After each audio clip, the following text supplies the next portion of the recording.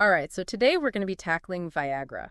Oh, wow. Yeah, you're clearly interested in how this little blue pill works its magic. Yeah. And we're going to unpack it all using this awesome YouTube video from the Institute of Human Anatomy. Oh. It's called Erections Gone Wrong, What Viagra Does to the Penis. All right.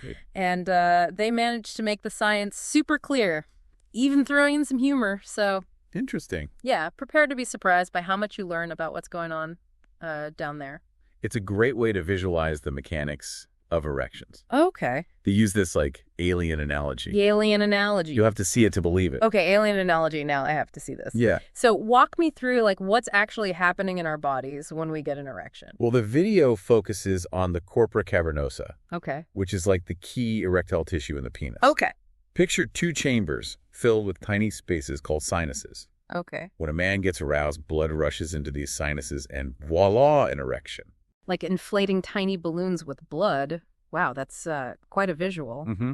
But what triggers this whole process, it's not like a switch just flips on, right? Right. It all starts with the parasympathetic nervous system. Okay. This system, usually associated with rest and digest, also kicks in during sexual stimulation. Rest and digest in that. Multitasking at its finest. Indeed. Okay. This system sends signals to the penis, triggering the release of nitric oxide. Okay. Now, nitric oxide is fascinating because it's a vasodilator, meaning it widens blood vessels. Wait, isn't that what, like, athletes use for better performance? So Mhm. it helps with muscle recovery and erections? That's a versatile molecule. It is. Okay. In this case, it sets off a chain reaction, Okay. activating an enzyme called guanylate cyclase, Okay. which in turn increases levels of cyclic GMP.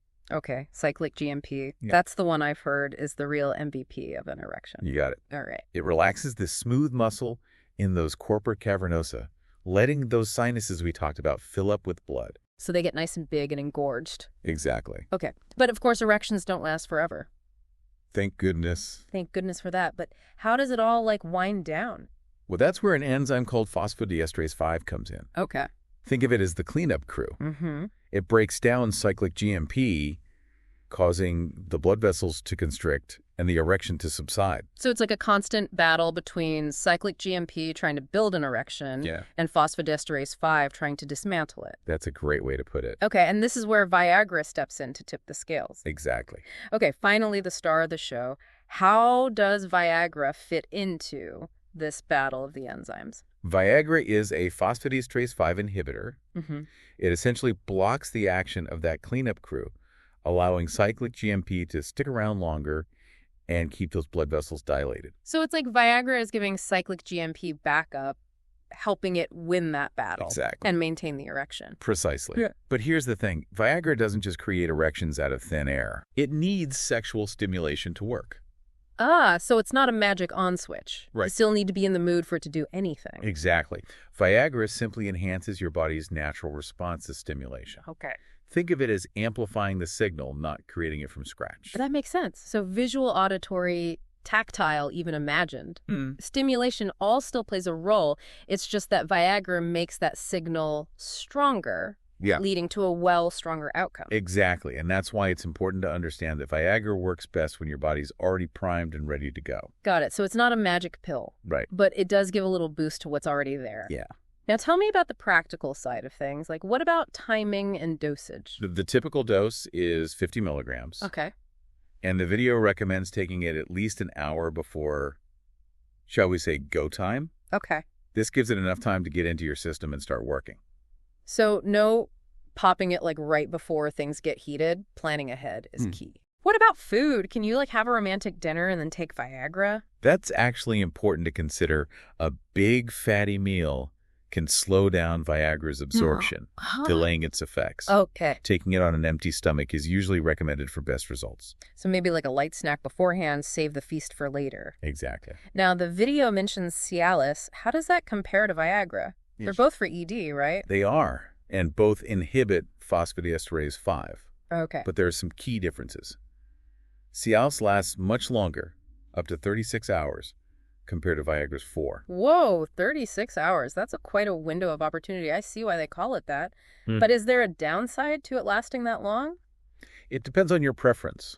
Some men like the spontaneity it allows for, Okay. while others prefer a shorter time frame. Also, Cialis is less affected by food compared to Viagra. So you could have that romantic pasta dinner and not worry about it messing with the Cialis. Right. Interesting. Now, let's be real. Every medication has potential side effects. What should people be aware of with Viagra? Overall, Viagra is pretty safe when used correctly under a doctor's guidance. Of course. Some common side effects are flushing headaches, indigestion, nasal congestion, Okay. and rarely even a blue tint to your vision. Blue vision, that's a bit trippy. Is that common? It's unusual, Okay. but it does happen. Okay. It's probably related to Viagra's vasodilating effects and usually goes away as the medication wears off. Okay. That's good to know. What about like the other side effects? Are they anything to be concerned about? They're usually mild and temporary, Okay. but it's always smart to talk to your doctor if anything feels off. They can adjust the dosage or suggest other options. So open communication with your doctor is key, just like with any medication. Absolutely. Speaking of communication, are there any situations where Viagra shouldn't be used? Absolutely. The video stresses the importance of contraindications. Okay.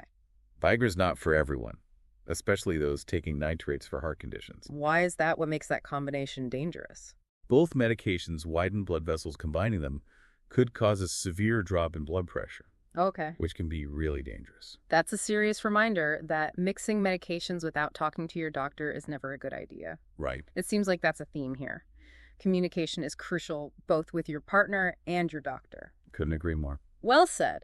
I've got to admit that video's lighthearted approach makes learning about this stuff a lot less intimidating. Yeah, they do a great job of keeping things engaging but accurate. I'm definitely intrigued to see those top Viagra jokes they mentioned. Maybe we should let our listener experience the full surprise. I agree. It's a nice little reward for absorbing all this science. Okay, but before we totally switch gears, I'm curious, besides the physical stuff, how do you think Viagra has impacted relationships?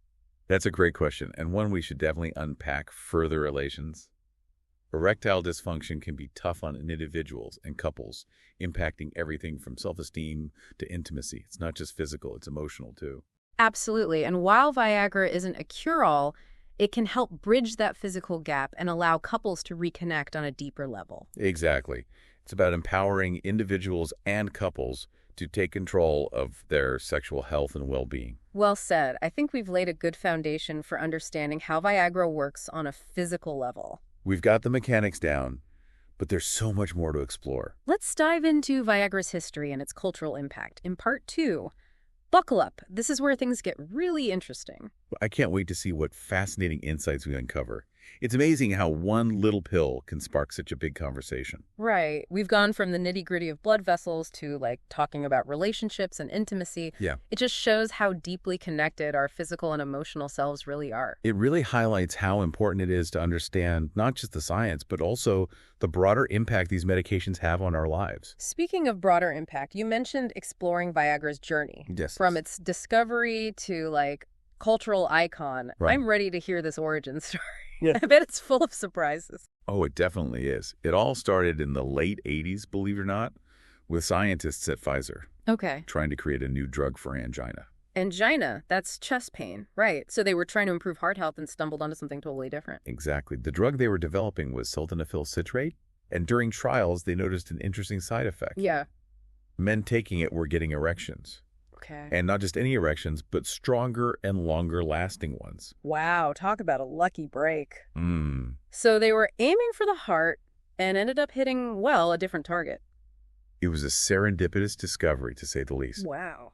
Pfizer, being the smart folks they are, quickly realized the potential of this side effect and shifted gears Okay. to develop sildenafil for, you guessed it, erectile dysfunction. That was a brilliant move. Mm. So in 1998, Viagra was born and took the world by storm. It was a game changer, wasn't it? Absolutely. Yeah. Viagra became the first oral medication for erectile dysfunction, Okay. providing a much easier and discreet alternative to the previous options, like injections or surgery. I can only imagine the relief that must have brought to so many men who were struggling. It must have felt like a new lease on life.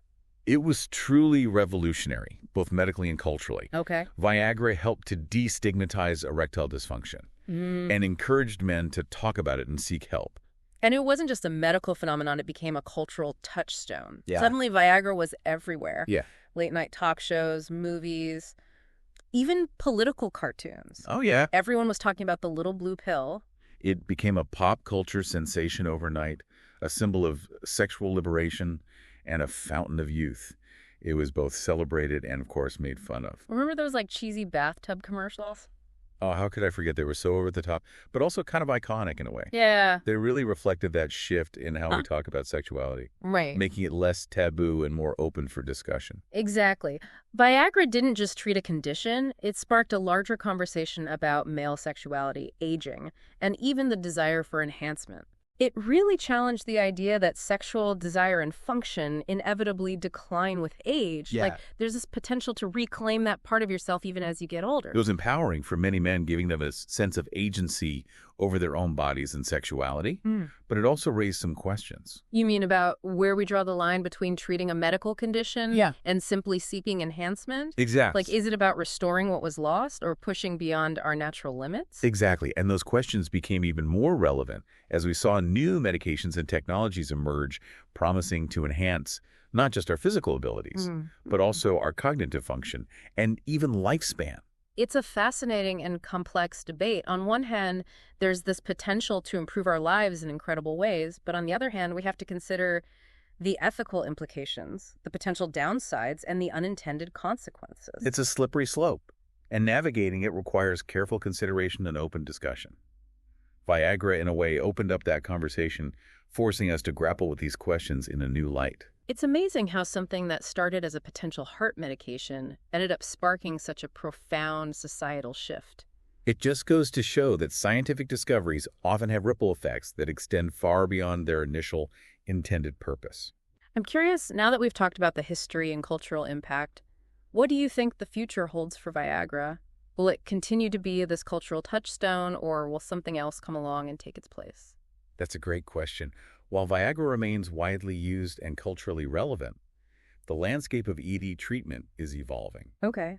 New medications with different durations of action and fewer side effects are emerging, offering more personalized options. So it's like the bar is constantly being raised, leading to better treatments and more choices for patients. Exactly. We're also seeing advancements in areas like gene therapy and stem cell research, which hold the potential to address the underlying causes of ED, rather than just treating the symptoms. So instead of just managing the problem, we might one day be able to actually cure it. That would be a huge breakthrough. It's definitely an exciting area of research and one that could have a profound impact on men's health and well-being.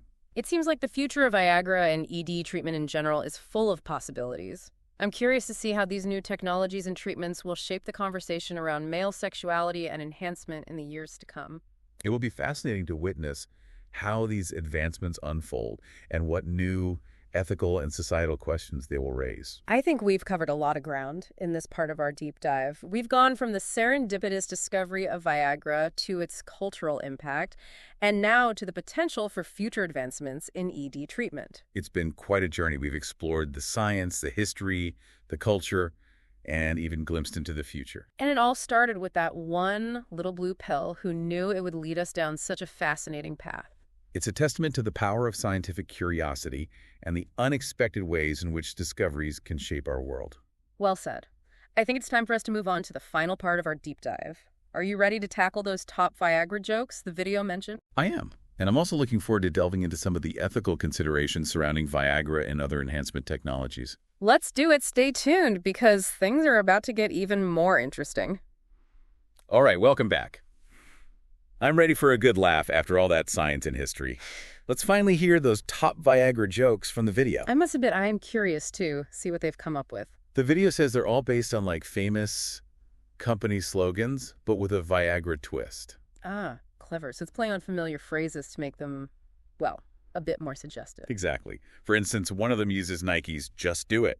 I can see where this is going. Viagra, just do it. Yep. Simple but effective. I'm starting to understand their sense of humor. It's lighthearted, which is nice considering the topic. Totally. It keeps things approachable. Yeah.